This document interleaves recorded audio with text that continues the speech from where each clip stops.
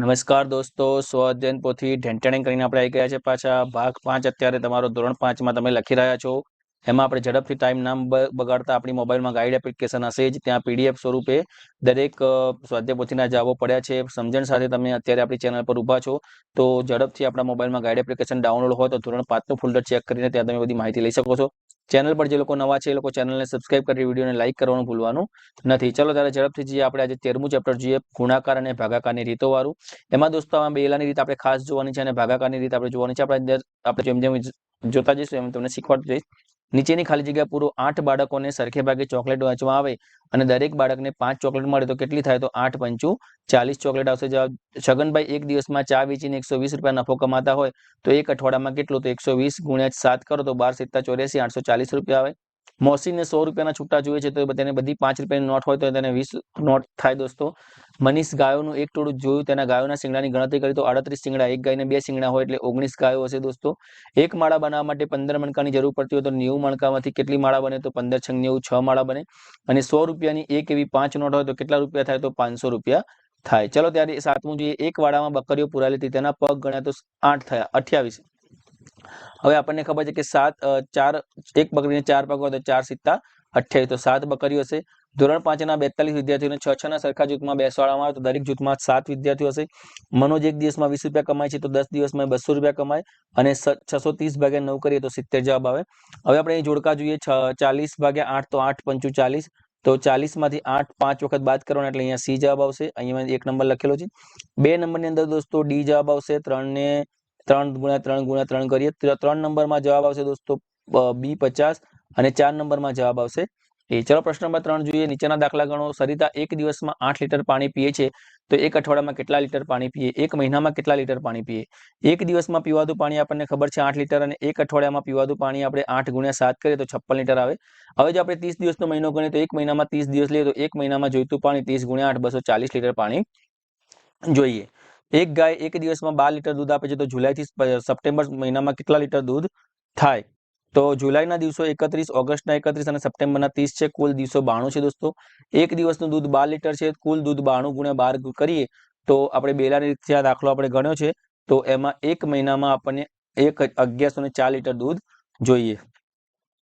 સાજીદે મકાન બનાવવા માટે લોન લીધી, તેને 3 વર્ષ સુધી દર મહિને 2200 રૂપિયા લોન પેટે પાછા ચૂકવવાના, તો 3 વર્ષના લોન પેટે કેટલી રકમ ચૂકવવા? આપણને ખબર છે એક વર્ષમાં 12 મહિના હોય તો 3 વર્ષના 12 ગુણ્યા 36 મહિના થાય। એક મહિનામાં 2200 રૂપિયા ચૂકવે છે તો 36 મહિનાના કેટલા? તો 2200 ગુણ્યા 6 અને 2200 ગુણ્યા 30 બેલાની રીતથી આપણે ગુણાકાર કરો, તમે બીજી રીતથી પણ ગુણાકાર તમને આવડે તમે કરી શકો છો। 79200 રૂપિયા એને 3 વર્ષમાં લોન પેટે ચૂકવ્યા હશે।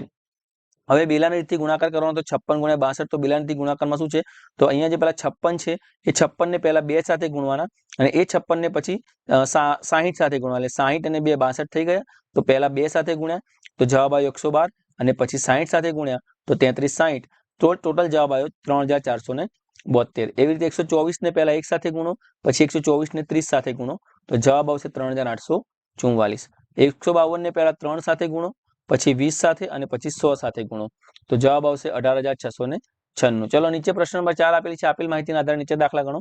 આશીષનો એક દિવસનો પગાર આપણને 180 અને આસિફનો 195 રૂપિયા આપેલો છે અને એક મહિનો 30 દિવસનો ગણતરી કરીએ તો જો આકાશ 2 મહિના કામ કરે તો 2 મહિનાના 30 દુ 60 દિવસ થાય। કુલ પગાર આપણે 180 ગુણ્યા 60 કરીએ તો 10800 રૂપિયા ચૂકવવો પડે। જો આસિફ 1.5 મહિનો કામ કરે તો એક મહિનાના 30 અને બીજા મહિનાના 15 એટલે 45 દિવસ એને ગુણાકાર કરવો પડે, તો 195 ગુણ્યા 45 કરીએ તો 8775 રૂપિયાને મળે। જો આકાશ અને આસિફ બંને સાથે કામ કરે અને 42 દિવસ કામ કરે તો આકાશનો આપણે એક દિવસનો પગાર 180 રૂપિયા છે તો 180 ગુણ્યા 42 કરીએ તો 360 3200 એટલે 7560 આકાશનો થયો અને એવી રીતે આસિફનો 42 દિવસનો કરીએ તો 8190, બંનેનો સરવાળો કરીએ તો 15750 રૂપિયા બંનેનો ભેગો કરીને પગાર થાય। પ્રશ્ન નંબર 5 જોઈએ, નીચેના દાખલા ગણો। એક બોક્સમાં 22 લાડુ છે, બધા થઈને 25 બોક્સ છે તો 22 ગુણ્યા 25 કરીએ તો 550 લાડવા થયા। જો આ લાડુ 277 વિદ્યાર્થીઓ વચ્ચે સરખે ભાગે વહેંચીએ તો દરેક વિદ્યાર્થીને કેટલા લાડુ મળે? તો 550 ભાગ્યા 270 કરીએ તો દરેક બાળકને 2 લાડુ મળે અને છેલ્લે 10 લાડુ વધે છે। ચલો આગળ જોઈએ, એક ચોરસ રૂમની લંબાઈ 4 મીટર છે, 4 મીટર બરાબર 400 સેમી, એટલે આપણે પહેલા રૂમનું ક્ષેત્રફળ ગણીએ તો લંબાઈ ગુણ્યા લંબાઈ તો 400 ગુણ્યા 400 તો 1,60,000 ચોરસ સેન્ટીમીટર। પછી આપણે એક ટાઇલ્સનું ક્ષેત્રફળ ગણીએ 50 ગુણ્યા 50 તો 2500 ચોરસ સેન્ટીમીટર। ટાઇલ્સની સંખ્યા ગણવા માટે બંનેને ભાગવું પડે તો આપણે 64 ટાઇલ્સ લગાવી શકીએ. એક બગીચામાં ગલગોટાના 225 છોડ છે. એક હારમાં 9 છોડ હોય તો 225 ભાગ્યા 9 કરીએ તો 25 જેટલી હાર થાય દોસ્તો. 25 લાઈનો કરવી પડે. આ રીતે તમે ભાગાકાર કરી શકો છો. સરોજબેન દરરોજ 42 લીટર દૂધ વેચે છે, 2856 રૂપિયા કમાય છે, તો 1 લીટર દૂધની કિંમત કેટલી? તો 2856 ભાગ્યા 42 કરીએ તો 42 ને 2056 આપણે કરીએ તો 68 લીટર દૂધ, અરે 1 લીટર દૂધની કિંમત 68 રૂપિયા થાય. 576 સફરજનને 32 પેટીમાં સરખે ભાગે વેચતા તો 576 ભાગ્યા 32 કરીએ તો 18 પેટીઓ ભરાય દોસ્તો.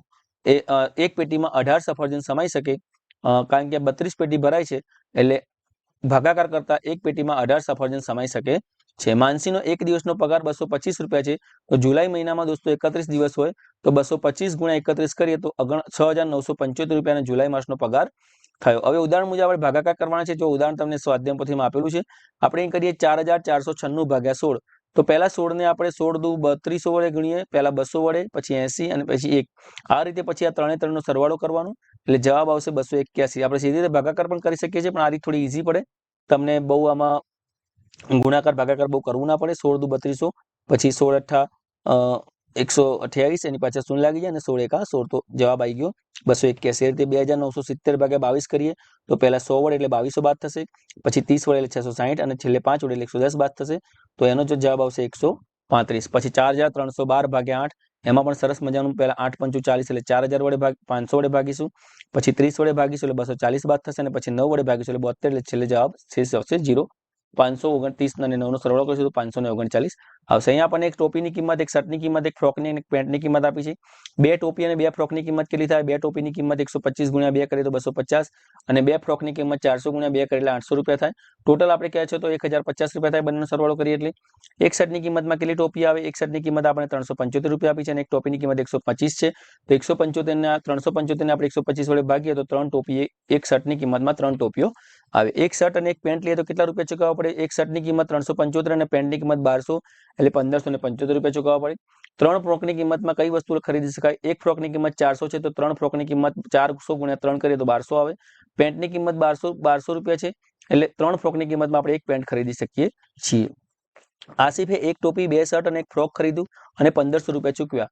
તો એક ટોપી 125 ગુણ્યા 1 125 રૂપિયાની, 2 શર્ટ એટલે 750 ના થયા અને એક ફ્રોક એટલે 400 નું થયું. ટોટલ 1275 થયા. 1500 એને ચૂકવ્યા એટલે અને 1275 થયા એટલે 225 રૂપિયા એને પાછા લેવાના થયા. સરોજ પાસે 2000 રૂપિયા હતા, તો એને પહેલા એક 1200 નું પેન્ટ ખરીદ્યું એટલે 800 વધ્યા, એમાં 400 નું ફ્રોક ખરીદ્યું એટલે 400 વધ્યા, અને 375 નો શર્ટ ખરીદ્યો એટલે 25 રૂપિયા વધ્યા. તો સરોજ 2000 રૂપિયામાં એક પેન્ટ, એક ફ્રોક અને એક શર્ટ ખરીદી શકે છે. જો આપણે બધી જ વસ્તુની ખરીદી કરવી હોય તો 125 રૂપિયાની ટોપી આવે, 375 નો શર્ટ આવે, 400 નો ફ્રોક આવે અને 1200 નું પેન્ટ આવે. આપણી જોડે 2100 રૂપિયા હોય તો આપણે બધી જ એક એક વસ્તુ ખરીદી શકીએ છીએ. ચલો, અહીંયા તમારી મમ્મી અથવા દાદી શાક માર્કેટમાં ગઈ હોય, હવે આ ભાવ જોવા મેં લખેલો છે.